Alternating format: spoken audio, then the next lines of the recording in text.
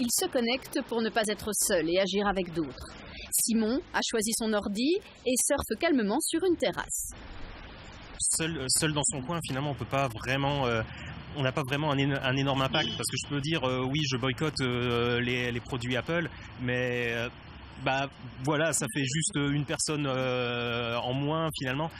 Ça n'a pas vraiment d'impact visible. Rodrigue, lui, se mobilise avec son smartphone. Avant d'aller faire ses courses, il vérifie sur une application que les produits qu'il compte acheter sont conformes à sa vision d'une société équitable et propre. C'est simplement être consommateur éveillé et aussi consommateur participatif à un changement de société et d'essayer d'influencer le comportement des grandes sociétés ou des petites sociétés qui produisent en ayant des impacts sur la santé humaine et aussi sur l'environnement. C'est un boycott bienveillant, c'est-à-dire qu'on a des actions individuelles pour essayer de changer le comportement des entreprises avec notre pouvoir d'achat sur notre consommation, essayer d'éveiller, écoutez, votre manière d'agir, votre manière de produire, on n'est pas d'accord. On décide peut-être de ne plus acheter votre produit, ça éveille les entreprises.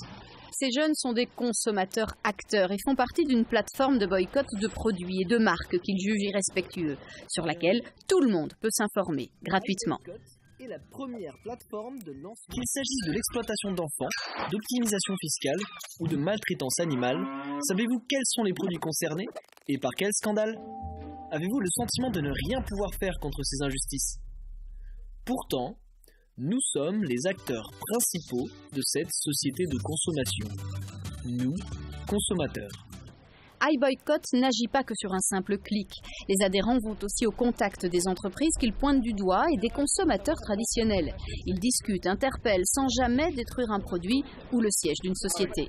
40 € de réduction grâce à l'optimisation fiscale d'Apple, 40 € de réduction. Qu'est-ce que vous leur dites?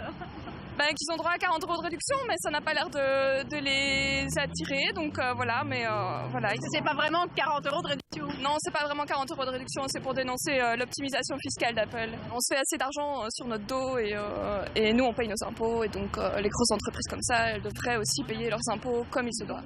Tous les consommateurs inscrits sur iBoycott peuvent lancer une campagne. Lorsqu'un nombre suffisant de personnes conteste un produit, la plateforme informe l'entreprise concernée par la campagne en cours.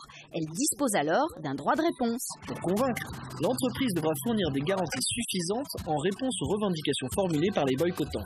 Ceux-ci décideront alors, de manière individuelle et au moyen d'un vote, s'ils maintiennent leur action. Les boycottants peuvent aussi proposer une alternative aux produits concernés par la campagne. C'est ce que l'on appelle le boycott. C'est la démocratie dans l'économie. Plusieurs sociétés ont déjà répondu et certaines ont même proposé des changements concrets. Les consommateurs ont donc levé leur campagne de boycott. L'idée après c'est de les faire évoluer. On a déjà fait évoluer 6 marques. Celle-ci est un peu plus grosse que les autres. On lâche rien et puis on va faire en sorte qu'ils finissent par répondre. Apple se représente énormément de téléphones, donc énormément de pollution, énormément d'optimisation fiscale. Donc effectivement on essaye de taper sur le gros pour avoir le plus de résultats possible. Ça envoie aussi un message aux autres fabricants qui ferait pareil. D'ailleurs, n'hésitez pas à lire et inscrivez-vous sur la plateforme.